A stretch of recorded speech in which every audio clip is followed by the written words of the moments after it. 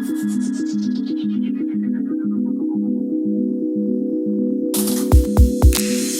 welcome to this Frontiers Forum's deep dive session on linking individual stress to societal and planetary health. I'm Lee Baker, the Editorial Adviser at Frontiers in Science.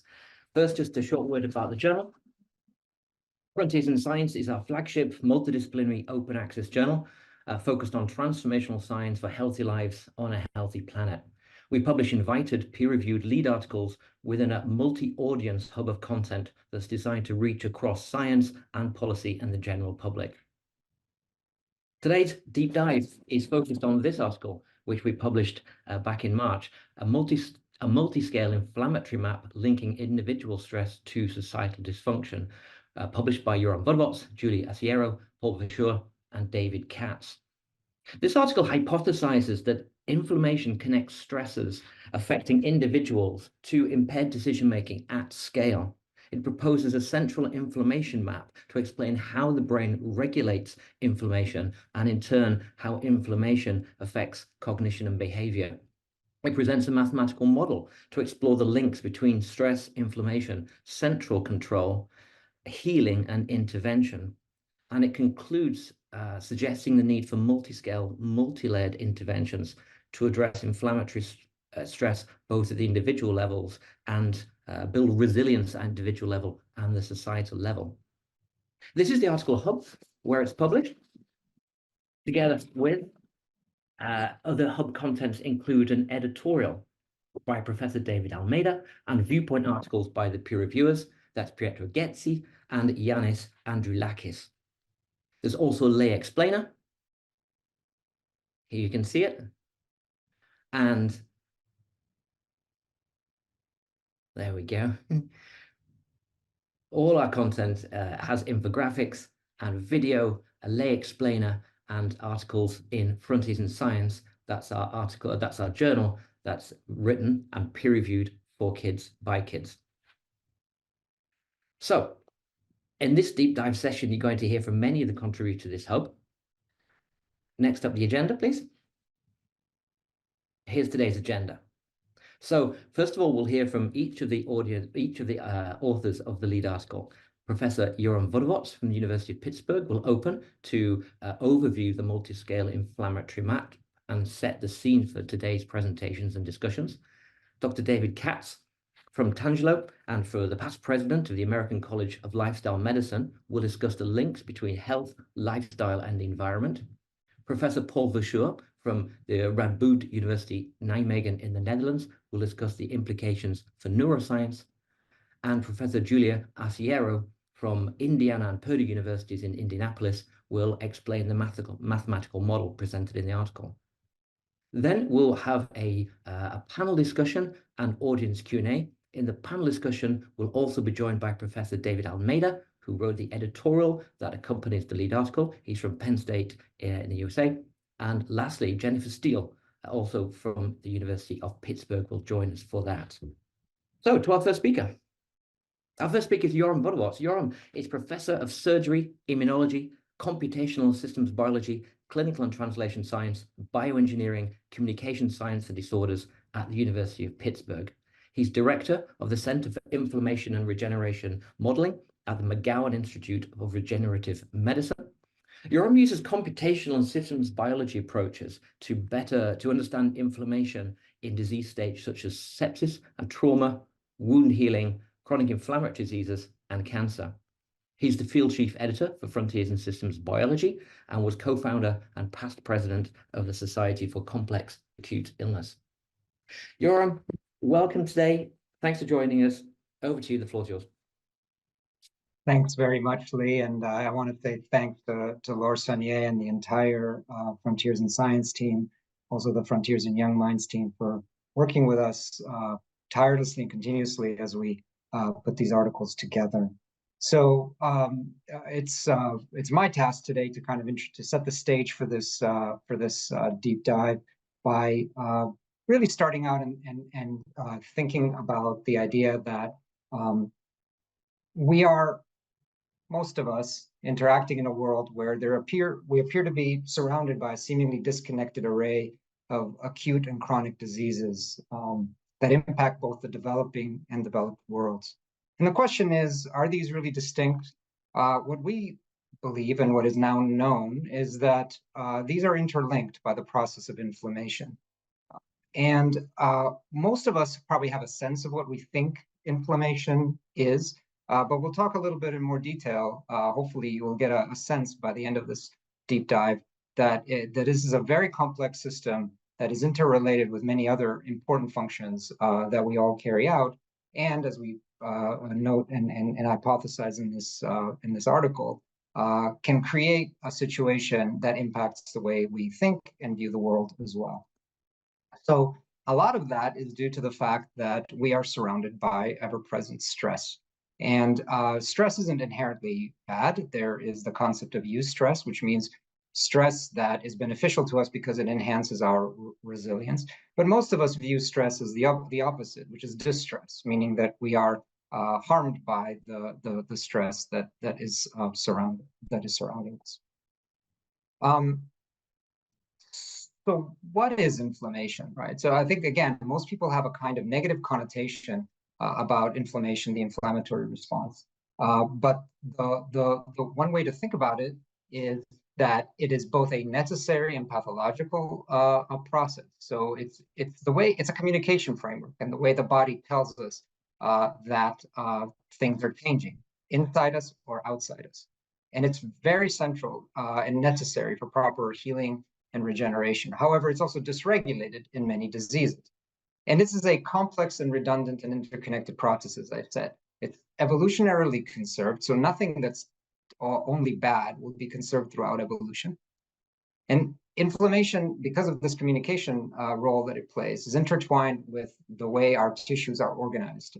Inflammatory cells are present in pretty much all of our tissues, and they are involved in the communication process that tells us, and we'll talk more in this deep dive about what the telling us means, that we are facing some sort of danger or stress. And the way this happens is because of the interconnections of the inflammatory response with the nervous system.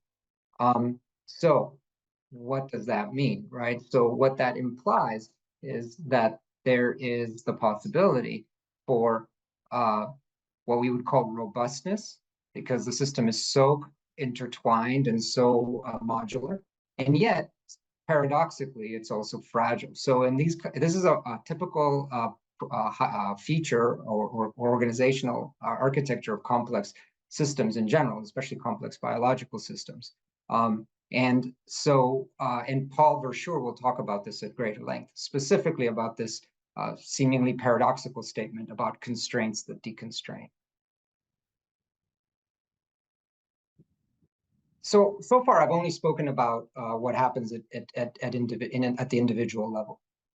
But when we look around us, we see that populations worldwide, if you look at us as groups, are acting in a stressed fashion. That also is typically associated with not just aggression, but also other manifestations of this type of stress. And what we would like to suggest is that because inflammation, cognition, and behavior are highly interlinked, this is the key or a key reason for this type of rippling out from individuals to societies. And so what we would say is that it's inflammation. We can think of inflammation not as a single unit, but it's what we would call multiscale. It is present at multiple levels, right? So let's in looking at this diagram that's a figure in our paper, let's start by considering for a moment inflammation without thinking about the nervous system at all, right? And we can see that chronic stress can lead to inflammation in various tissues, which we now know causes what we would call damage or dysfunction. There are molecules that are released from stressed or damaged cells, which then feed back to propagate more inflammation. Moreover, this type of process leads to chronic disease, which in turn, of course, leads to more damage and dysfunction, setting further positive feedback. Now, if we now add to this the central nervous system, which is the box highlighted as central regulation, we see that inflammation is negatively regulated by the nervous system. And this is something that's been appreciated now for quite some period of time. right? At the same time, inflammation negatively impacts this central regulation, which if we come down to, a little bit down below, we see that this is associated with cognitive impairment. And this is, again, something that Paul will talk about at length. At the same time, all of this is associated with a health burden at the individual and the population. And David Katz will talk about this at greater length. Ultimately, because of the fact that stressed individuals can transmit stress to other individuals, normally via fairly close contact or interaction, but in the modern era, in the context of high throughput internet and social media communications, this is now possible across vast scales and nearly instantaneously. And the other aspect is that we have not evolved to be in a situation where we have effectively no rest or respite from this type of process, right? There is no desert island really that we can go to where we will disconnect, at least for most of us. And so the way to think about this is that this is setting in motion a process of inter-individual transmission of stress that is not only from the infectious or injury or the types of classic features that we think about, but also the environment, whether that's the natural environment with changes to the climate and other massive changes happening, impacting us, but also our built environment, the way the structures that we literally live in can further enhance this sense of stress. And this idea of it's not just the stress, it's the sense of stress that can become just as real as the stress itself. And this sense of stress is amplified by high throughput digital global communication. And ultimately, because of this interaction of inflammation and cognition, and we know that this stressed, inflamed state will impair our own individual cognition. But the hypothesis we put forth in this paper is that this will ripple out across societies. And then now societies can be viewed as macroorganisms that have the same type of wiring, just with different terms. And again, Paul will talk about how this plays out at the societal state. And this really leads me to introduce my co-authors, David Katz, Paul Verschure, and Julia Arciero. And together we've put together this manuscript on which we would like and love to get your feedback. But the main conclusion and takeaway is that there's a need to recognize that this is a possibility, that this is a situation we are all living in, and there's a need to develop novel, multi-scale, and system-centered mitigation approaches. So just as a brief introduction to my co-authors, when I set out on this general idea and I discussed this concept with the editorial team at Frontiers in Science, it was apparent that I needed to reach out to colleagues in a really interdisciplinary fashion to get their perspectives. So David Katz is an expert on lifestyle medicine, and he will be presenting next to give his perspectives on how this all interacts and plays out. Paul Verschure is an expert in AI and neuroscience and will help explain not only how the inflammation to cognition interactions work, but also how this ripples out across society. And finally, because we thought we needed to go beyond a theoretical model, but to actually create a mathematical model of how all this might play out, Julia Arciero, who's an expert in mathematical modeling of complex biological systems, will walk us through the mathematical model that we introduced in this paper. And so with that, I would like to turn this over to David. Thanks, Yoram. Thank you very much for opening the proceedings there. And just to let you know, there's more than 250 people on worldwide. We've got so many countries, so many people on. It's great. If you're just joining us, welcome. Professor Yoram Vodovotz has opened the discussions there, and now we'll move on to David Katz. David is a specialist in preventative and lifestyle medicine and nutrition. He's the president and founder of the nonprofit True Health Initiative, and was founder and former director of Yale University's Yale Griffin Prevention Research Center. He's a fellow of the American College of Preventive Medicine and co-author of the book How to Eat. David, welcome, a warm welcome. Over to you. Thank you very much, Lee. Really a lovely opportunity to be with colleagues from around the world. I'm watching the hellos in the chat, so hello back to all of you. My thanks as well to the team at Frontiers. They've done a beautiful job organizing both the papers and this event. It's a pleasure to take part in it. And my special thanks to Yoram, who has been the captain of this journey from the beginning and has guided us all through it beautifully. It's my task in just the next little while to make the case for the iterative bidirectional interactions among stress, inflammation, and lifestyle. And talking about the influence of lifestyle on health could take us back to antiquity. We could go back to Hippocrates, but we don't have that much time. So we'll just go back 30 years. We'll talk about the work of Mike McGinnis and Bill Foege, this seminal paper in JAMA 30 years ago, Actual Causes of Death in the United States. There was a backstory to this involving the Healthy People Objectives, but when all was said and done, this was rather a precursor to the Global Burden of Disease study, where we see papers being published today. And these two authors enumerated a list of 10 factors that collectively explain almost all of the premature deaths that occur in the US and by extension, the modern world every year. What captured my imagination back then as a newly minted preventive medicine specialist is that 80% of premature deaths were attributable to just 3 factors on their list of modifiable root causes. And these were tobacco, poor diet, lack of physical activity. This is a good looking diet, but poor diet, tobacco, lack of physical activity, bad use of feet, forks, and fingers. 80% of premature death and chronic disease in the modern world. And when all of this was reanalyzed 10 years later, the same analytical trends were observed. There was a narrowing of the gap between tobacco as number 1 and bad use of feet and forks as number 2, because fewer people were smoking. That was good news, but diet and physical activity had not much improved. So tremendous influence of this short set of lifestyle factors on the health outcomes that matter most, years in life, life in years. And we can now follow these clues about the importance of lifestyle inside of cells and all the way into the double helix of DNA. So the study cited here by Dean Ornish and colleagues looked at 30 men with early stage prostate cancer amenable to watchful waiting. Rather than just watch and wait, these authors said, let's give these men the benefit of lifestyle as medicine. So they provided optimal plant-based nutrition, routine physical activity, avoided toxins like tobacco, and also ensured they got good sleep, mitigated stress, and had healthy social interactions.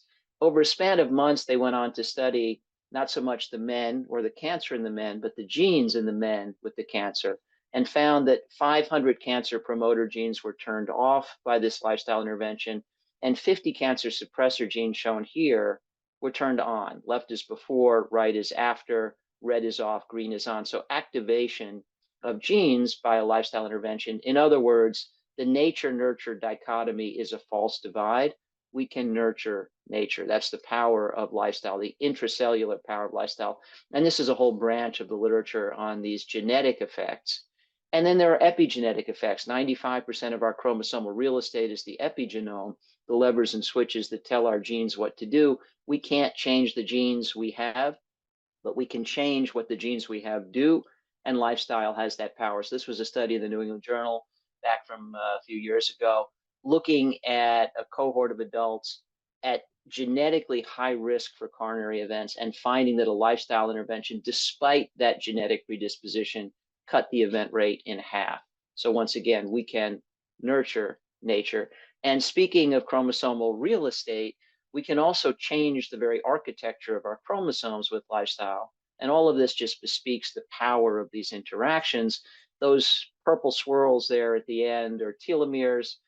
Other things being equal, the longer our telomeres, the longer our healthy lifespan.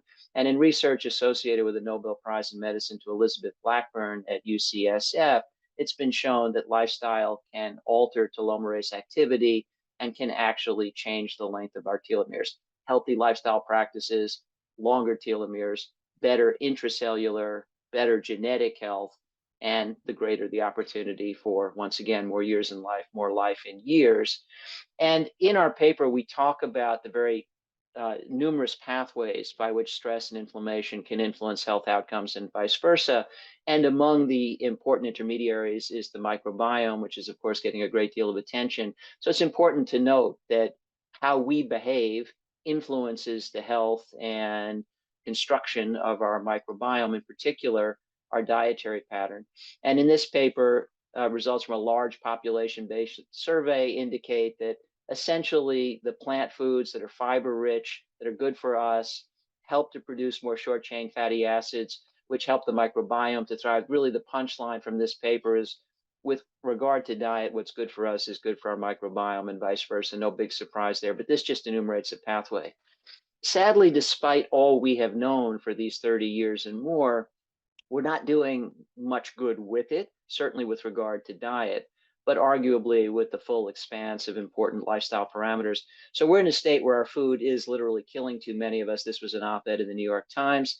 500,000 people die prematurely every year in the United States alone, just due to junk where food ought to be. And we can begin to think about how this must be perturbing biochemical pathways and disrupting homeostasis. I celebrate the mission of Frontiers in Science, healthy people on a healthy planet, because we have some hope of being healthy, vital people on a healthy, vital planet, or we have no hope of being healthy, vital people. So it's important to note that these lifestyle behaviors that influence our inflammatory state are doing the same to the planet. This was in the Atlantic. Our diet is cooking the planet. And we could literally make that case because we're taking pristine rainforest and essentially cooking it. If this isn't inflammation, I don't know what is. And by the way, I suspect many of you are like me. When we think about sources of stress in our life, what we're doing to the planet, what we're doing to the climate is right near the very top of that list. This stresses me out on a daily basis, but we're burning down pristine rainforest so that we can create more pasture land to graze cattle, so that we can satisfy the global demand for more of this beef. So once again, links between our behaviors, in this case, dietary behavior, and a direct impact on fragile, critical ecosystems, incubators of biodiversity, which in turn propagate stress. And sadly, as we've all heard, the Amazon rainforest is approaching a point of no return because so far this has not stopped. And it's important to note that we can remedy all of this by following the same general pathway. This is a lovely article out of a group at Oxford University looking at the combination of health and environmental impacts on foods. And this is an eye chart. I apologize for that, but just quickly, we've got the cluster called A to the left. We have human health outcomes across the top and foods along the side. So the human health outcomes are mortality, coronary disease, colorectal cancer, etc. And all the green indicators for foods are good, meaning they have favorable influences. Red is bad, everything else is in between. And then cluster B on the right, we have environmental impacts: acidification, eutrophication, or nitrogen use, greenhouse gas emissions, land use, water use, and the same foods. And once again, green is good, red is bad, the other colors are intermediate. So if we keep going with this and cut to the chase, we can plot these on the x-axis, relative risk of human mortality, on the y-axis, environmental impact, and we basically see we've got the opportunity to improve our own health, all the different pathways already discussed and many more, with vegetables, fruits, whole grains, beans, lentils, nuts, and seeds, and the avoidance of what's in the upper right corner, processed red meat and beef in particular. And so healthy people, healthy planet, it really does come together. It's highly interactive. We find ourselves in a situation now, though, where adapted to acute stress, we live in a state of constant chronic stress. And this is physiologically and biochemically disruptive and disrupts lifestyle behaviors. And then the disruption in lifestyle behaviors further disrupts the regulation and homeostasis of stress and inflammation. So just for instance, ghrelin is a stomach hormone. It triggers hunger. And then when we eat, we should have a rise in leptin, which is a hormone from adipose tissue, which triggers satiety. Stress disrupts this pathway. So with high levels of cortisol, basically a disruption in the hypothalamic pituitary adrenal axis, it inhibits the actions of leptin. We don't achieve satiety after eating, and we eat more. And then, of course, this contributes to weight gain, excess adipose tissue, further disruption of these same endocrine pathways, and this becomes a degenerating feedback loop. Similarly, poor food choice contributes to disruption of the microbiome, which then changes the metabolites that are released into the circulatory system, ultimately, as Paul will describe further, having effects on brain function, disrupting regulation of appetite, satiety, further disrupting all of these pathways. So we're really talking about the development of vicious cycles where stress in our lives can lead to poor food choice, can lead to obesity, can lead to inflammation, can lead to insulin resistance, can lead to frustration, and then turning to comfort food to help alleviate this. And the problem just goes round and round. All the while, we are undermining the health of the microbiome, further disrupting the metabolic contributions the microbiome makes to healthy homeostasis. All of these problems can contribute to impairment of sleep. Sleep is a critical regulator, obviously, of CNS health, brain function. So with sleep impairment, we have further endocrinopathy, further disruptions to our tolerance of stress, greater perception of stress, or as Yoram described it, distress. And again, the pathways that I've just described are amplified. Our Surgeon General, Vivek Murthy, has called out the epidemic of loneliness in America exacerbated by the pandemic.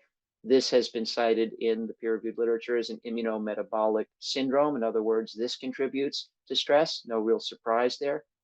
All of these factors are interactive, and they have been traced in their reverberations and echoes through a number of metabolic pathways. We obviously don't have time to dive into all of this, but we commend you to the papers that have been published that address this in further detail. I think a nice, familiar, and quite vivid illustration of how these disruptions in lifestyle behavior, stress, and inflammation at the individual level, beginning inside of cells and with the bacterial colonies in the microbiome, can translate to adverse interactions among individual people and whole populations is road rage. We've probably all encountered it. And what we need to consider is that people in this condition are probably frustrated. Maybe they had a bad night's sleep. Maybe they had an argument.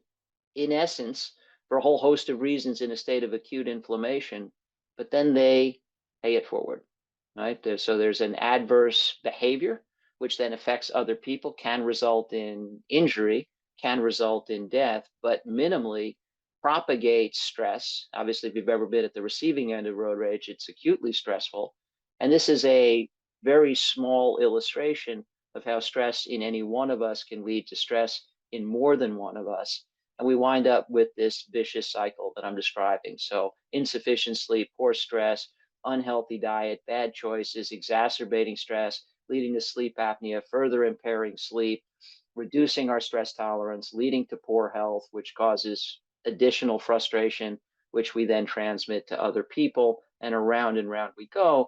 And our agenda in working on this paper and this project as a team is to encourage people to think this way and recognize the opportunities to turn this vicious cycle into a virtuous one, because all of these things can work in harmony. You start to fix any one of these, it fortifies our ability to address the others. Better sleep means better stress tolerance.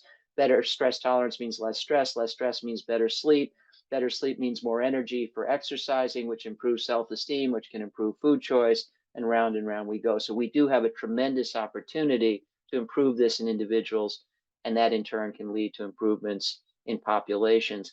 And as someone who's focused on nutrition in particular during my career, I simply note that we can map the physiologic effects of a high quality diet through all these pathways we talk about in the paper and show how they contribute to a healthy microbiome, improvements in metabolic pathways, improvements in insulin sensitivity, reductions in hormones that disrupt our inflammatory pathways, leading to a healthy state of inflammation where we have it when we need it, but where it isn't impairing health. And with that, Lee, I will turn it back to you. Thanks a lot, David, for that. It's a compelling survey of the big picture, if you like. And I know we'll get on to both the problems, but perhaps particularly, in particular, the interventions and the hope, if you like, for multi-scale interventions in the discussion at least. So please remember that you can post your questions throughout in the Q&A. We have questions already coming in, and we are logging those, and we look forward to more. The next speaker is Paul Verschure. Paul Verschure is Professor of Neuroengineering at Donder's Institute of Brain Cognition and Behavior at Radboud University, Nijmegen in the Netherlands. Paul uses synthetic methods such as brain modeling, robotics, and virtual reality to test and apply theories on cognitive and to develop cognitive technologies to improve quality of life. He's a project consultant for the European Commission, championing neuroinformatics, and he's won several awards, including the 2022 European Innovation Council Awards. Paul, welcome, over to you. Well, thank you very much, Lee. Great to be here. Thanks again for the Frontiers team to put this together, and also very grateful to Yoram and my co-authors to put together this wonderful paper. which of course is also a challenging multidisciplinary question that we're grappling with here. And the brain is one of the components that we have to think about in that context. And this is a bit then also my role in that discussion, for better or for worse. So how can insights from the brain help us to understand runaway stress, collective stress, but in particular, and that's also very much the question I'm trying to deal with, what can we do about it? As also David, just before me, has already highlighted, there are different approaches we can take, and I want to take an approach that is very much brain-centered. And so when we think about the runaway stress in our society and its substrate of inflammation, you could recast that observation as a bunch of brains that are coupled in complicated ways through information and algorithms. So this is really the point I'm driving towards, is to say, well, something really dramatic has happened in our society over the last 15 years, and this is really the overwhelming amounts of information that's made available to us through social media, but also the algorithms behind the delivery of this information, which I think can be seen as stress enhancers. And I would like to delve into that a bit more. Why is that so? And then what can we do about it to mitigate this challenge, which of course can get really out of hand. This is not just a trivial problem, because this sort of industrial scale information sharing that's going on in our world can become really an existential threat. And this can become an existential threat because the brain, which of course is the mediator between all this information and the actions we generate in the real world, is in the end the product of evolution. So let's say that the brain as we know it, with its current architecture, its current features, has its origins about 400 million years ago. So I'm putting that about, let's say 100 million years after the Cambrian explosion. My reference here is a bit the prototypical brain of the vertebrate, which is lamprey, which is put at about 360 million years ago. So, but this is a very old structure that has evolved, and it has evolved optimizing objectives that evolution pursues. Survival. And survival in varying contexts, also in a world that has been changing rather dramatically. So we're also looking at a very ancient, if you want, bit of biological wetware that is now immersed in a new kind of informational structure provided to it in our current society and through the kind of digital communication technologies that we have. So what is, if you want, going off the rails in this bit of evolutionary invention? This is what I would like to look at. And so what I try to show then in this figure below is that very often when we think about stress, we know a lot about it at sort of the individual level. There's a lot of data, a lot of, if you want, facts are available in literature about what it does to, at the neuronal level, at the molecular level, and so on. But the jump we're making here in the paper, which I think is a little bit opening a new door of analysis, a new domain of analysis, is to say, what happens when all these brains get coupled in the way they do? What does that mean with respect to how the regulation can go off the rails? But of course, to answer that question, we should have at least some idea about how we can think about the complexity of the brain, right? With 90 billion neurons, more or less. On the average, they're connected with 5 to 10,000 other neurons. So it's a system of enormous complexity, and we can very quickly lose the forest from the individual neurons. So we do need to have a beginning of how we can think about this complex structure. And that's where then brain theory comes in. And this is also my domain of activity, my day job. But I want to say this is not theory, but the big T of it is true. This is just a scaffold, a crutch, an intellectual crutch that helps us to at least see some pattern in that complexity so that we can have hypotheses on how we can interpret pathological changes to behavior, collective behavior, individual behavior, and that we also have entry points for intervention. So what I'm proposing, and this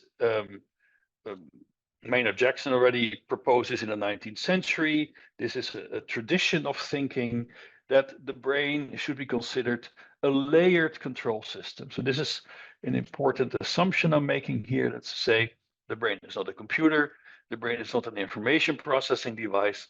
The brain evolved to control the body to engage with the world in order to drive survival. And if we then say it's a layered architecture, in my perspective, I distinguish 4 of these layers. So this is going to be relevant when later on we look at the role of stress and its substrate on that brain. So if we start at the right-hand side, we can say, well, the body itself is a form of control, right? If I push in the center of my hand, it closes. I can grasp things by just laying my hand over it. So it's a form of implicit control, or what some people would call morphological computation, right? Bongert and Pfeiffer.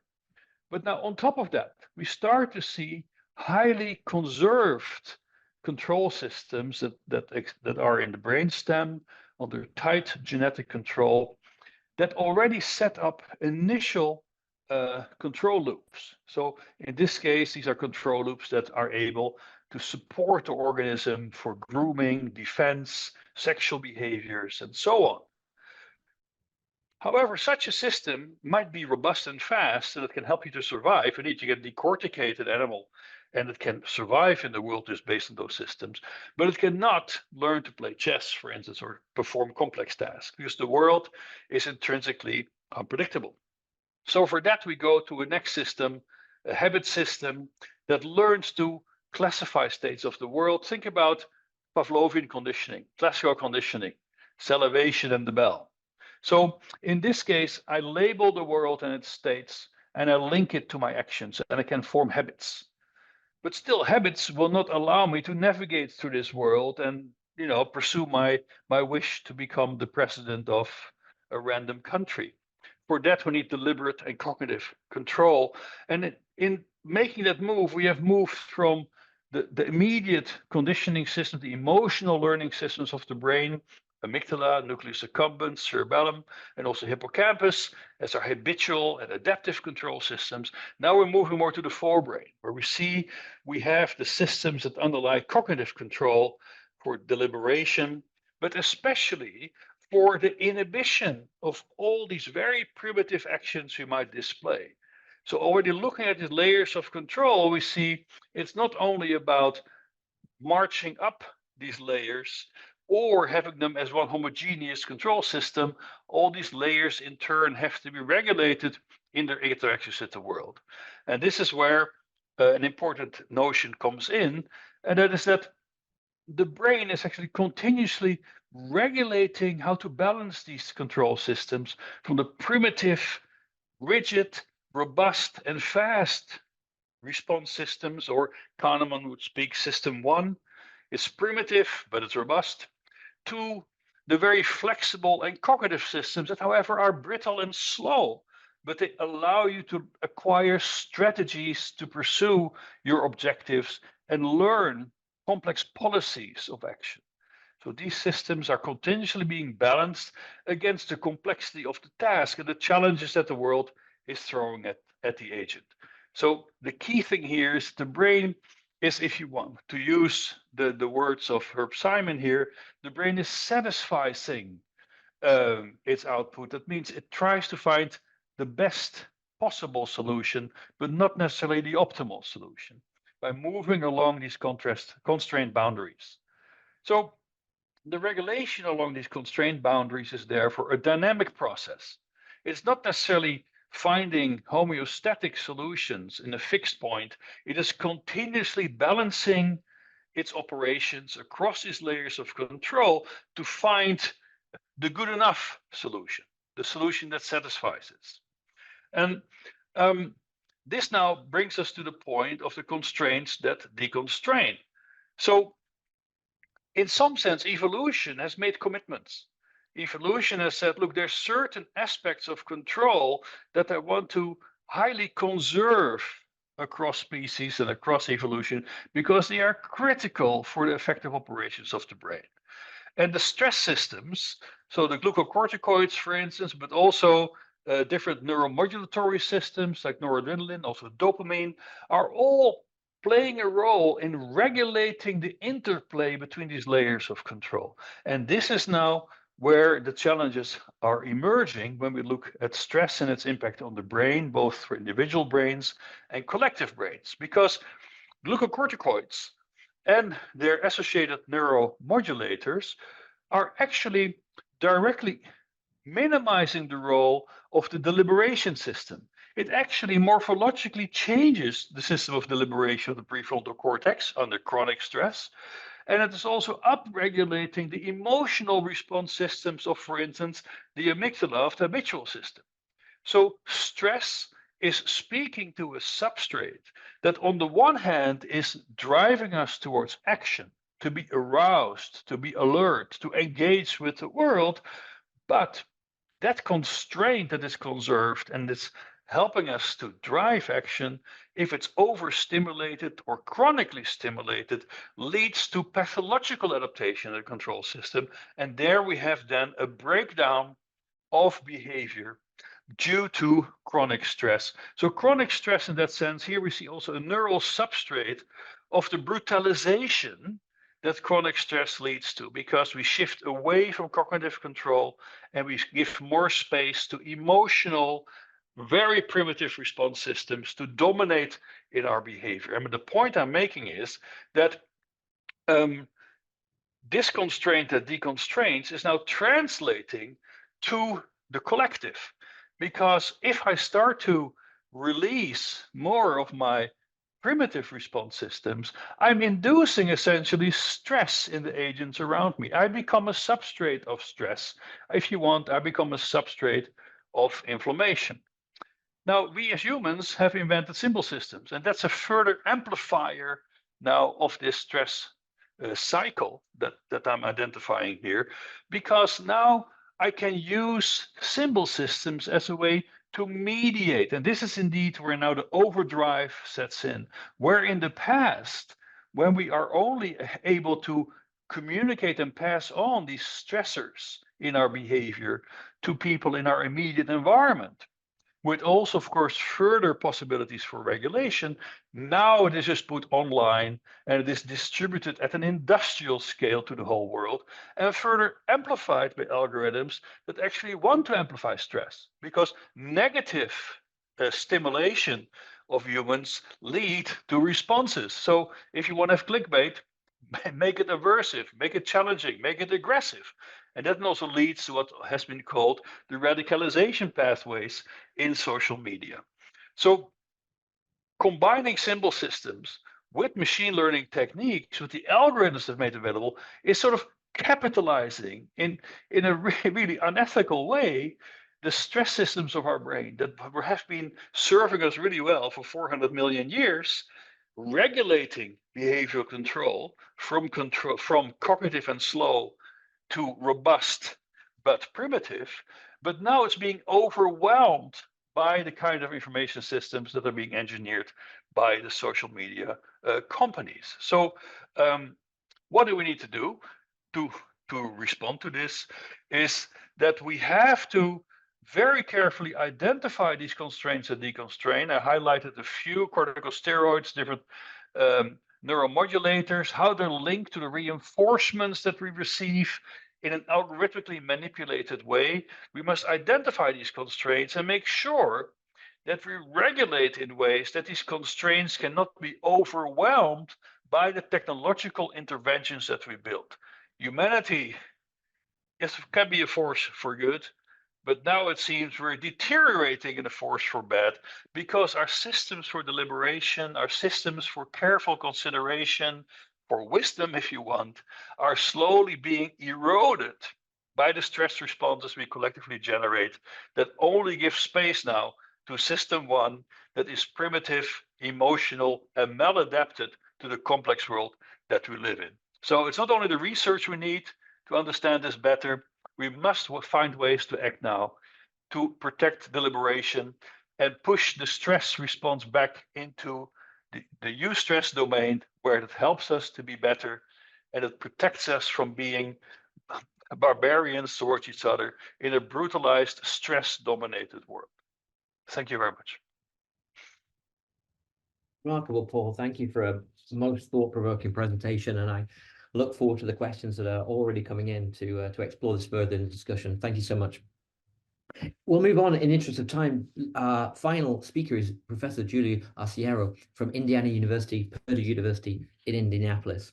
Julie works on differential equation models of processes including blood flow regulation, immune responses, inflammation, and cell migration across a variety of different disease states, including sepsis, peripheral artery disease, glaucoma, transplant rejection, and of course, stress with respect to this article we're talking about today.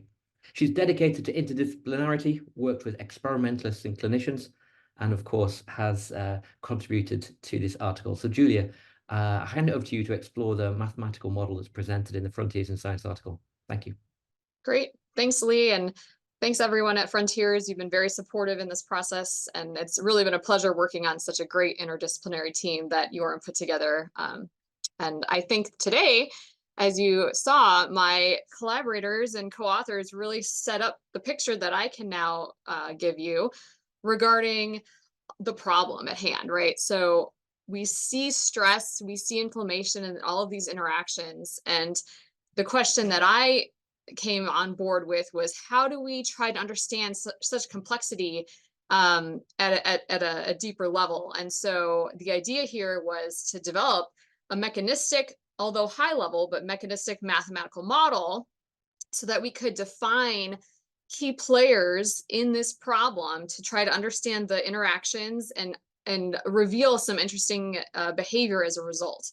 So what I have on this slide, I decided not to show all of the equations, but rather to show the schematics. So anytime you're going to start a mathematical model, you want to identify key players and understand the interactions between them. And so in our case, of course, our big question is understanding this vicious cycle of stress to inflammation back to stress. And our key players are going to be a stress player, the inflammation, the controller, thinking as the brain or central nervous system, and then healing effects. And then we could also input an intervention, which we'll look at the system without an intervention and with an intervention. And so the forward arrows show what's promoting it. And so right away, we see at the top, stress and inflammation promoting each other, right? So the more stressed you become, the more inflamed you become, which causes more stress. So this is certainly a big detriment.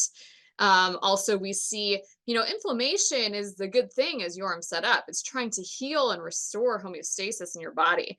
And so you see that forward arrow to healing and the forward arrows between the controller and the healing. So the problem comes in when you see these suppression or blunted red arrows where stress is impairing the ability of the brain or the controller function, and inflammation is further impairing that.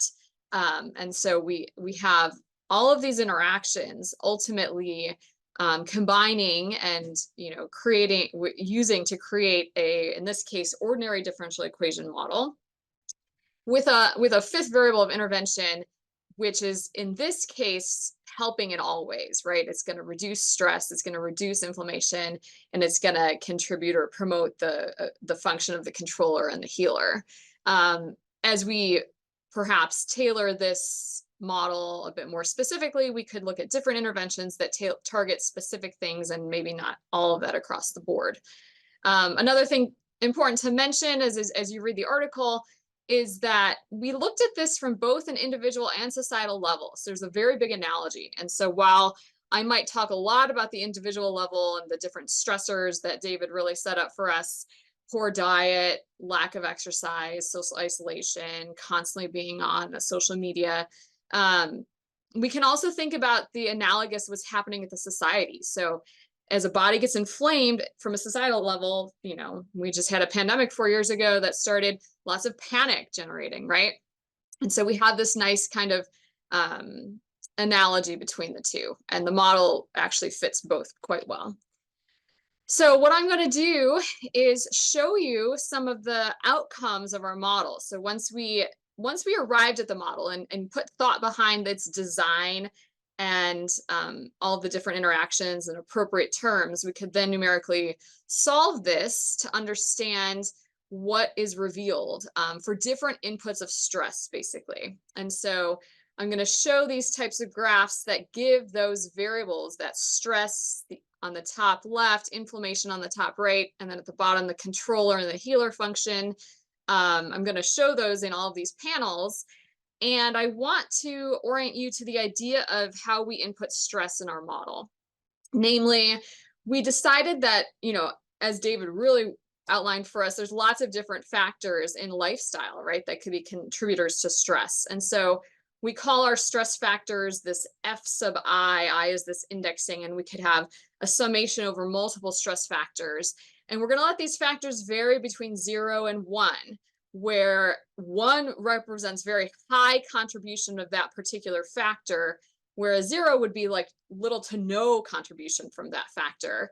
And so one might decide to choose 1/2 as kind of the midpoint, giving you the most room to move up and down between high and low. So at some baseline level, you know, a moderate level of exercise, however you want to interpret this, but kind of a baseline level of 1/2 establishes a kind of our baseline stress case. So in this particular simulation I'm showing on the slide, I was simulating 6 different inputs, but again, this could vary depending on what you're trying to show and how the stress interacts with kind of a reference state to go above or below it. And so if we look at the blue curve, in particular, let's look at inflammation. Starts around 5. These are all arbitrary units. We're not fitting this to specific data yet. And we see that the presence of stress does cause an increase in inflammation, but then it resolves, right? It goes back towards that initial condition that it was at. Same thing with the controller. With the increase in inflammation causes that initial dip in the controller function, but then it resolves again. And so the baseline case, this blue case is good, right? So we're kind of maintaining homeostasis, the body's happy. And then green, of course, is even better, right? So someone's extremely doing a totally plant-based diet, exercising like crazy, you know, all great things. So has really low levels of inflammation and really great cognitive function. And so green is kind of best case scenario. Now, no one really has this great ability to be totally stress-free, but we wanted to give bookends to give a sense of what, you know, the model could show. And so let's look at the worst case scenario. So basically, if all of our stress inputs were at 1, so this is the red case, so really high levels of stress across the board, inflammation we see looks to be going kind of uncontrollably high, but actually if I were to take this out for a longer time, it would go to a very high steady state. So the solution does resolve, but to a very high level of inflammation, which of course is very detrimental to the system. And the controller we see then correspondingly gets very low, right? So very inflamed, you're really impairing your cognitive or ability of the brain function. And in fact, one might say, well, why is this going negative? But the idea or interpretation here is now it's actually driving dysfunction in your system. And so this is no intervention, individual case. And so we see how detrimental the high stress or red case can be. And then I wanted to show just 2 kind of quick ideas of what would happen if we intervened. So I thought of either a periodic type of intervention or a sustained intervention. So we see left and right on this slide. Periodic, you might think of, you know, running a few miles every other day, or, you know, some type of regular exercise. A sustained intervention, you might think of being on a sustained type of inflammation medication that's always being administered, that you're taking daily. And so the key takeaway here is really to look at the red curves, because if you look at, blue baseline, you're still returning to the inflammation level we were before. It's doing a good job maintaining your system. But what's most striking is how intervention could help our red case. So before, that red curve was really blowing up, and now we see, no, it does not resolve back down to kind of a baseline case, but it's certainly much lower than we saw for either the periodic or the sustained intervention simulation. It's certainly a whole lot better than we were doing without intervention. And so this goes along the lines of, what could we use the model to do? It could be to test these interventions. And so then I mentioned this analogy to stress being transmitted by others. This is a heat map. Panel A shows stress, panel B shows controller. So the higher stress is the red, of course, corresponds to the same location in panel B to the blue, the cognitive dysfunction. And so the idea is, if you had no stress being transmitted by others, you'd be to the left of that vertical dashed line. But as you feel stress being transmitted from other people, based on your own level of stress, you can really translate or kind of convert over into a worst case scenario.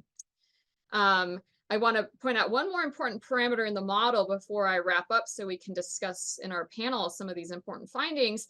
And that is, we defined a parameter called S critical. And this was kind of a threshold. So I think Yoram mentioned the idea of resilience, or the fact that individuals have different levels of to tolerate stress. And so we wanted to understand how this could be incorporated into the model. And so S critical falls in the controller function, the differential equation for the controller function. And so if someone's stress is below that critical level, it's not going to actually harm the controller function. It's when you go beyond, when stress goes beyond that threshold, higher than S critical, that you have a contribution of stress to the controller. And so I'm looking just at the red case, kind of the high stress case. And so we originally started with an S critical parameter value of 6. And so we see that I took it out to a much higher steady state. So you could see that it went to a very high steady state, the high stress. And if we increased the threshold, if someone had a better tolerance of stress, we see that actually now, if an S critical of 7, their inflammation is much lower. And so there's a lot of benefit that this model suggests in understanding and identifying key factors on an individual basis of why someone might be more tolerant of stress or have a higher level of resilience than someone else, so that we could get this model to be even more predictive for different individuals with different genetic dispositions and things like this. And so to conclude, I just, again, want to show you, I've created a career out of really understanding complex systems using mathematics. And I think that modeling is an important piece of our interdisciplinary team here to show why we can understand the interaction of stress and inflammation and really unravel and reveal some of these complex interrelationships, and ideally provide insight and substantiate some future decision making. So with that, thank you. I'm going to turn it back to Lee. Thank you, Julia. Indeed, there are questions related to the mathematical model in the chat already, so thanks, keep those coming in. And in the meantime, we'll move quickly to our panel discussion as well, which will be followed by an audience Q&A. So for the panel discussion, we have our speakers so far, Yoram and David and Paul Verschure and Professor Julia Arciero. In addition, we have 2 guests as well. First of all, David Almeida, Professor of Human Development at Pennsylvania State University. He authored the editorial that is on the article hub relating to this article. He's a lifespan developmental psychologist examining the effects of biological and self-reported indicators of stress on health. His lab created the daily inventory of stressful experiences to evaluate the impact of stress. And his current research also includes the midlife in the US, the Almeida study, tracking activity and health over time, and Quince, exploring innovative ways to understand how daily stress affects sleep and physical activity. And we have, I'm very pleased to welcome also Jennifer Steele, Jennifer is a professor of surgery, psychiatry, and psychology at University of Pittsburgh's School of Medicine. She's director of the Center for Behavioral Medicine and a fellow of the Society for Behavioral Medicine. Jennifer's research explores how mind and behavior affect disease progression, focusing on the biology and how genes determine this. So first of all, we'll take audience questions in a moment, but first of all, if I may, I'd like to start with a question to David. David, welcome. In your editorial, you mentioned a significant increase in stress observed among midlife adults looking at the National Study of Daily Experiences. Could you just give us a sense of what the data tell us about that? And also, do these data shed any lights on the causes of stress that are being seen in your research? Yes, well, thanks, Lee, and thanks to the presenters and the authors for this wonderful paper that I was able to provide an editorial. So in regards to your question, the National Study of Daily Experiences is a longitudinal daily survey of a representative sample of US adults. It was started in 1995, and it continues to this day. The data set's comprised of around 42,000 days of information. So during nightly interviews, we asked participants about specific stressful events that occur in the past 24 hours, as well as subjective experiences of these stressors. So compared to daily life in the mid-1990s, modern day adults are reporting a significant increase in daily stressors in their lives, around 17% more daily stressors. Perhaps more importantly, they also report a dramatic increase in their level of daily psychological distress, increases up to 50%. Reasons for this increase, at least in our data, focus mainly on individuals who report modern life, they have less control over daily stressors.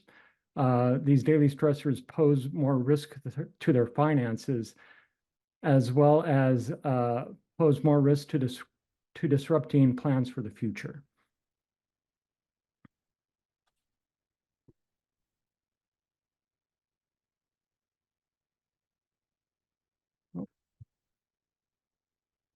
Sorry, Lee, I think you're muted. I do beg your pardon.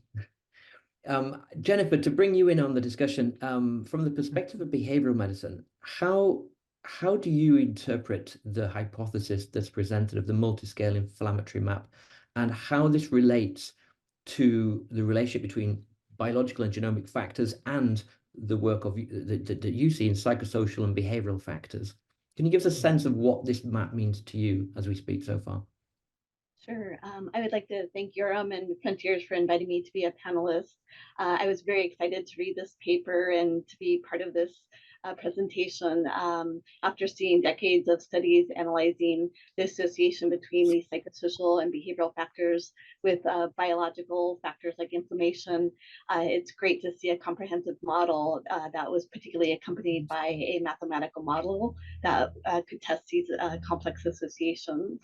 And in particular, the attention to public health and the dynamic processes or interdependence between people is very novel.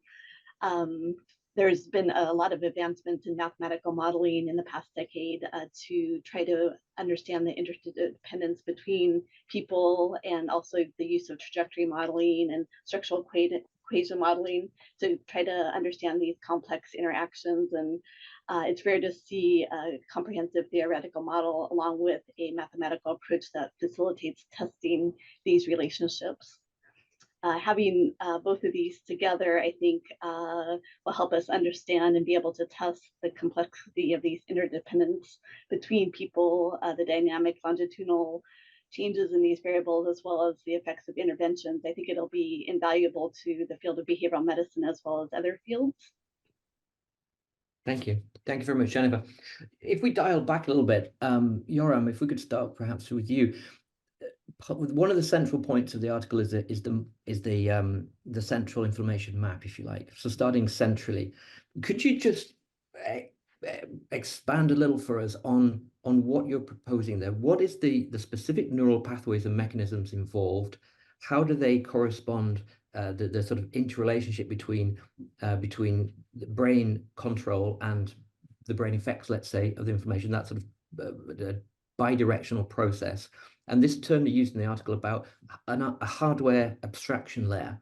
Could you explain a little bit what the map looks like from your perspective?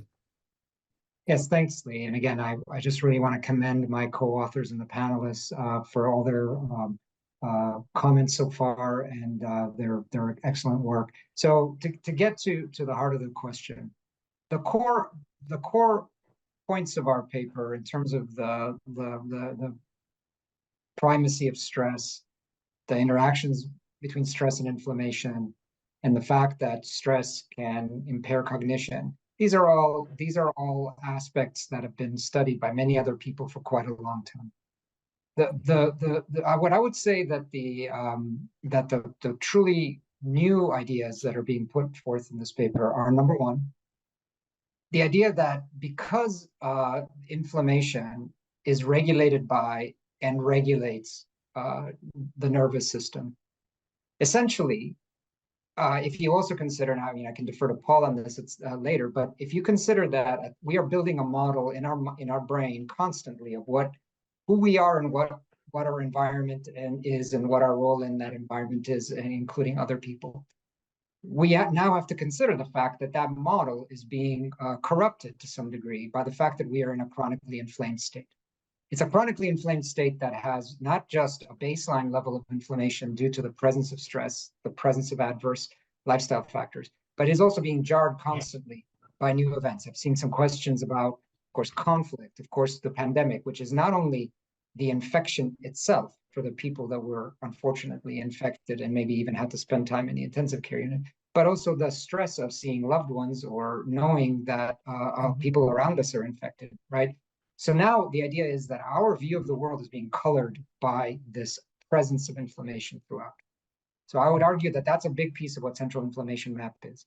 We are seeing ourselves in the context of our own inflammatory responses. And if this is viewed as rippling out to the population, I would argue societies are seeing themselves as in the context of the underlying either inflammatory response, the stress that might drive it, or the sensation or feeling that is what's going on, which is almost as bad and practically at a molecular level, probably is as bad as the stress itself. Then there's this question of the hardware abstraction layer. This is a term I borrowed from computer science. For people that are maybe not be as familiar with that, the concept is, if for those of us old enough to remember computers that used to crash every single time you would plug a device in or pull a device back out.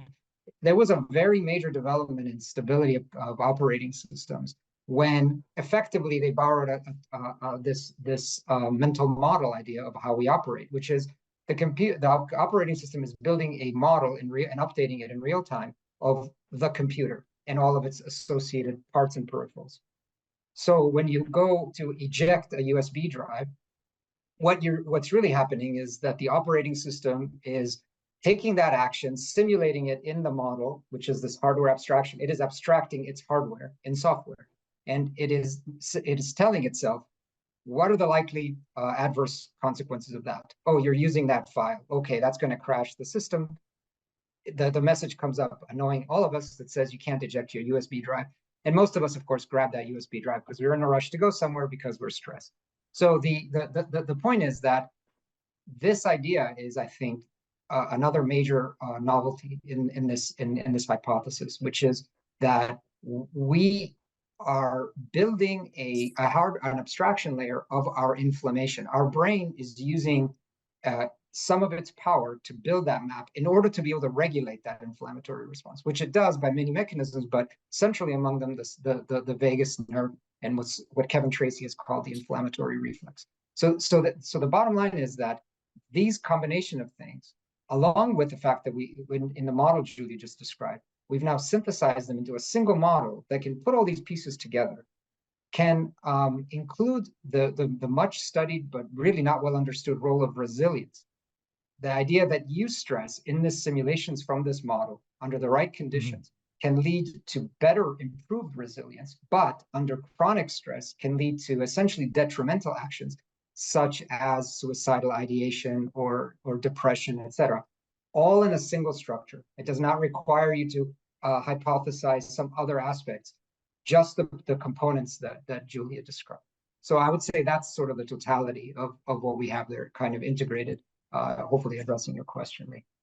Okay, thanks, Yoram. There's some questions on. We'll come to a question about resilience in a moment, actually, because it's a key factor in some of the questions that have come in from the audience. I'd like to, if possible, to turn some audience questions right now, and maybe I'll try and group a few together because there are quite a lot. One questions come in from Sotiris Zaragojanis. Many organisms like us, when isolated, behave differently from when they're among a crowd. So the difference between collective behavior and individual behavior. Disruption of established social and collective behavior dynamics within groups during COVID led to a reset, he suggests, of the existing global society baseline. Can this be fine-tuned to a new baseline? Is there a new baseline of collective behavior? Is perhaps, if we could just think about who might take that one. And then perhaps, particularly for Paul, I think perhaps more specifically, Paul proposing that stress at the individual level induces stress at a societal level, intensified by external factors, including the media, and I guess social media, to your point.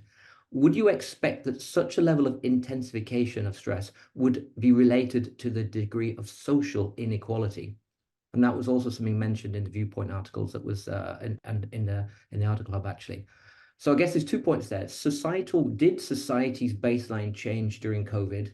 And is social inequality a factor that affects this translation of stress from the individual to the societal level? Paul, maybe if you could start, and then on that, Okay. if anyone else would like to join in. Well, yeah, thank you. These are great questions, right? Now, the reset of the baseline. All the studies I'm familiar with, and some of them we performed ourselves, that looked at anxiety and stress during confinement, have shown that it was higher than prior to the COVID pandemic, right? So this has indeed led to a shift. So it does show that this baseline can be influenced. And in some sense, what I'm claiming is that this baseline is continuously being influenced now by how we engage with social media and information, and how this then again translates in our interaction with each other. So yes, this can be reset. So indeed, our challenge is how can we nudge it back to a level that we're closer to the eustress domain than the pathological stress domain, right? So this is now our challenge, and of course I would be pointing to also the way we engage with information. Then the second point that you raised is, okay, how does inequality relate then to this? Now, inequality itself is of course a source of stress, is a stressor.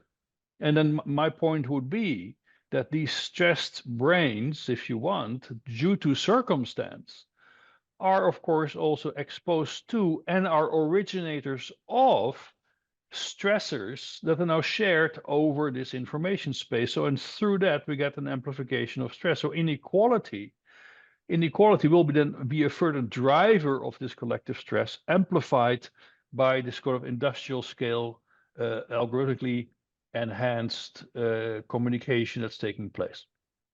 Thank you. Julia, I'm sorry. Sorry, David, please go ahead.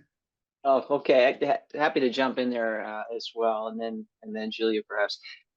Just a couple of comments. First, I think in terms of adaptive baseline, the evidence is strong that we've been adapting our baseline for a very long time, right? From a simple tribal existence to the advent of agriculture and civilization and larger structural changes, multi-generational families living together, to now the concept of the nuclear family. We keep reinventing society. We keep changing social structures. So what we perceive as normal and healthy and supportive within the fundamental context of us being social animals, as John Donne told us, no one's an island, we need one another. But how we interact with one another continues to change. We're in the midst now of a vast experiment in the social media age where we interact with people who are not part of our tribe. We're establishing new tribal boundaries. COVID tested all of this, obviously. And frankly, I think there were multiple ripples and adaptations during the pandemic. First, there was isolation, loneliness, anxiety, fear. But then I think at some point during the pandemic, you heard lots of stories about people rediscovering the interaction with their family, an intimacy that they had surrendered to the demands of the outside world, a certain peacefulness. They're sort of incubating and exclusive inclusiveness. Once again, you were part of a tribe that spent all its time together, and you were going through something together, and it was you and the outside world. But of course, there were also the pernicious influences of the viral flow of information. And frankly, what made COVID so different, we've had pandemics over the last century that we've sort of forgotten about because they lack the drama.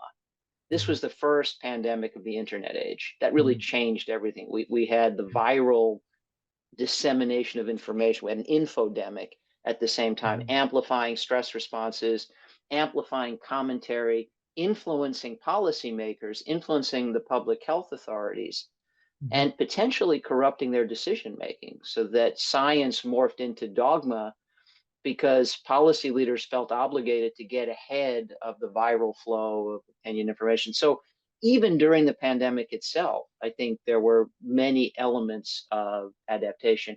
And by the way, we see this adaptation in multiple domains, just briefly, and then happy to pass to Julia. We have a modern diet where there's a whole lot of junk where food ought to be. And our taste perceptions have adapted to that. So people actually prefer more sweet because they're constantly exposed to more sugar. They prefer more salt because they're constantly exposed. They've essentially desensitized their receptors and need more to feel satisfied. It's an adverse adaptation, but it's an adaptation. One of the key elements in improving diets is something I call taste bud rehab, where we're adapting in the opposite direction. It's doable. But I think that same concept pertains here, where we want to help people readapt to a healthier social interaction. We need one another, but we need healthy social interactions to fortify our defenses, our control functions, as opposed to unhealthy interactions, which sadly prevail these days, which I think essentially undermine our control functions. Right. Julia, before I ask you to maybe comment as well, there's a specific comment about resilience, and it just came up in the point there. In the mathematical model and beyond, what does resilience mean to you so and to the other authors? Sure. So from a mathematical standpoint, or the way I designed the model, I thought of resilience as the ability to withstand a higher stress level than others. So I think I saw somewhere in the list of questions, was this an individual specific parameter? And the answer is yes. So it's kind of the idea, at least in the specific parameter I'm talking about in the model, that S critical would differ between patients. So why does someone perhaps have a different response, or even to COVID, but like different inflammatory response than others? And it could have something to do with their own kind of intrinsic level of resilience or ability to withstand higher stress than others. So I do think that's possible. And Yoram, if you want to add on to that, feel free. Well, I can say that, for those that know the majority of my work, it's really been focused on acute inflammation in the context of critical illness, wound healing, situations like that. And so, of course, what we're doing here is a bit of a departure or a larger scale synthesis. But even at the level of that type of this question of resilience, we've recently published a series of papers looking at genomic or genetic predispositions to outcomes of critically ill patients. And the genes that come up, even though we know inflammation is relevant, in fact, inflammation is the screen that we use to find these genes or the gene variants in these genes. What we kept finding over and over again are genes that could be broadly categorized as associated with cellular resistance to stress and damage, suggesting a very powerful and important amplifier role for what we call damage-associated molecular pattern molecules, or DAMPs, which are these products of cells that are used in normal cellular homeostasis, but that are now released extracellularly during stress or cellular damage, which now signal to the inflammatory cells that are an inherent part of the architecture of the tissue that you are stressed. And so at the genetic level, what we're finding is the module that relates to genetics. And of course, you're going to have genetic predisposition to make more or less of a typical inflammatory response. But what looks like the central regulator, when you go and check and look in an unbiased fashion, is really resilience. And then I saw a question that relates to whether adaptation is the same thing as resilience. And while we were focusing on the genetic component, David showed a nice slide on the epigenetic aspect of it. I think that epigenetic modification of DNA is essentially a molecular recording of stress. And it is done via the intermediary of inflammation. So you are stressed, you undergo an inflammatory response, which imprints epigenetically. And that epigenetic imprinting will outlast the lifespan of the inflammatory cells and their mediators that have been produced initially. We're leaving behind a record. Now, your ultimate resilience as a young adult or adult will have been a combination of your inherent genetic resilience, these epigenetic imprinting of your prior stresses and how you dealt with it, right? And even though we didn't explore it as much, probably there's a component of resilience that's driven by your microbiome, as David again also alluded to, i.e., your diet and your exposure to the environment regulate or control the makeup of your microbiome. And your microbiome is inherently a part of you, right? It interacts via signals. And so then probably all of that together adds up to what the molecular entity of resilience is. Thank you, Yoram. I'm going to try and move on quickly to a couple of points, which again, grouping some questions together. I hope we do get to your questions as far as we can. Mental health, a few questions asked. Is it possible to introduce mental health into the model, into the thinking? I guess with respect to that interfaces with all the factors you showed. Mental health, who would like to take that question? Paul, perhaps? Or... Yeah, so also, if you talk about resilience, or if you talk about mitigating this runaway stress response, of course, in the domain of mental health, there are interventions that are effective with respect to regulating stress, which now also we can give more explicit neuronal interpretation, because we see that the balance between these control layers, between cognitive control and more primitive brainstem level emotional control, is shifting away from, let's say, a healthy balance. So how do you bring that back? Right. Well, we know on the one hand, and this speaks very much also to what David was talking about, physical exercise is actually a great booster of the health of the frontal cortex. It just has a very direct impact. Diet. On the other hand, we also know, let's say, mentalizing, therapeutic interventions that really focus on mentalizing, on exercising the self-modeling that these frontal areas are very much also specialized in, can be beneficial. So I would really think that these are the types of interventions at the individual level we can look at. We can generalize this also to group level. However, I think if you bring in a mental health perspective, it's also how do we rescue and protect? And I think that's a new kind of discussion that we should have altogether, to say, well, maybe we should fence off certain domains of interaction to say, look, this is just too much of a mental health risk for the population, and we should actually regulate against it. And I think that's a discussion we must be willing to have beyond the general AI discussion. This is a much more focused discussion on how technology is impacting mental health. And I think we should also be willing to look at that critically, yet as always, constructively. Right, that's a big question. Jennifer, maybe I could just ask you to comment on that as well, given your role in a clinical aspect, if you like, mental health and the relationship between, I suppose, behavioral ways to start to intervene. If we start to move toward interventions, could we start with behavioral?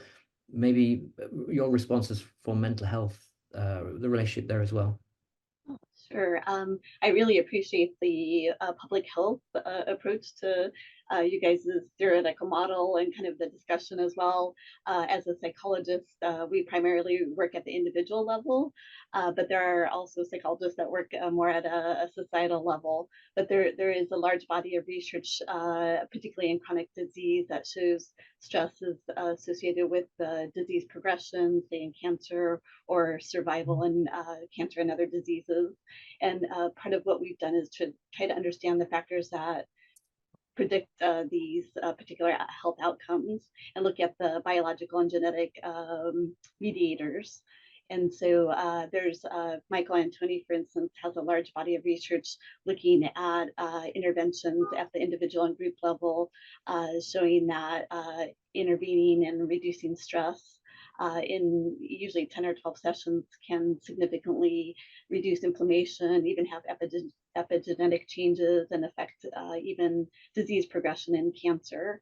And there's many other examples in HIV and other chronic diseases where stress plays an important role, and intervening also is effective. Yeah. David, could I ask you to comment on that as well? You obviously take a life course approach in each phase of life, if you like. You mentioned in your editorial, you underline the point from the lead article about if we can move towards sort of multi-layered, multi-scale, I guess multi-time point or life course approach to interventions. Could you comment on, what's your big vision for that sort of the future of what this might mean, and what would you say to a policymaker, a decision maker in public health, or social services, were they sitting here today? Yeah, well, thanks. Well, what really struck me about the article, not only its boldness, but this radical idea that the stress that people are experiencing not only has implications for their own individual health, but also the health of the planet. And I think if we begin to, take that seriously and think that through, it pulls in, players from like almost every discipline we can think of, for sure. But I think, the time is now to have that conversation. So as a developmental psychologist, someone who's interested in the life course, like Jennifer, I've been very interested in individual health and well-being. But acknowledging that stressors that happen earlier in life stay with us and sort of create the canvas on how we manage day-to-day life and daily stressors as adults and older, I think is really important. But also acknowledging the fact that we are social beings, and the stressors that we experience as we're growing up are going to visit us later on. And so one example of that is there's a lot of interest on caregiving and caregiving of older individuals, especially now that we have this demographic shift. Who's providing this care? It's your children. Well, the type of care that you provide your parent is, and the type of stress that you experience during that care is somewhat dependent on the relationship you had when you were a child. And so I think that sort of thinking is really important. But then embedding this, going sort of more micro and deeper, which I had so much fun reading the article and learning more and more about the neurophysiology of stress. I think that's really important to describe, well, what are the mechanisms that are driving all of this? But then taking these mechanisms, and rather than just focusing on how this affects individuals, how does it affect individuals' decision-making that then affects the planet? And so I think there's a lot of room here for talking to climate scientists, to talking to public health people, to talking to interventionists at the large level, societal level, policy level, but also at the individual level, and then like the person-centered level. So I think the time is now for us to just begin to have these discussions and try to understand and figure out how to talk to each other so we can incorporate all these really broad, radical, but extremely important ideas. Right. I'm afraid we're pretty much at the end of the discussion. I'm sorry to say. Yoram, perhaps if I could ask you to have the last word, maybe jumping off from David left there, which I think very well sums up the sort of end point, if you like, of the article, and David's own piece. What's your you led the development of this piece. What's your ending salvo here? Well, first of all, I'm incredibly grateful for the reaction that we've had, the wonderful turnout at this deep dive, the great resonance of some of these thoughts in what Jennifer and David Almeida talked about, and also, frankly, even in looking at the comments that we received during the review process, clearly, I feel as if this has been a justified effort. I think that David just enumerated effectively what a multiscale approach is about, right? At every level, from the individual to societal, and really not throwing out any alternative, not thinking purely about just one's domain, but thinking about how to truly solve the problem. Bringing people together for that will be, I think, a fundamental task. But at least a recognition that our biology is possibly driving what it is that we are all experiencing is already, I think, a tremendous feeling of achievement for me. Wonderful pleasure.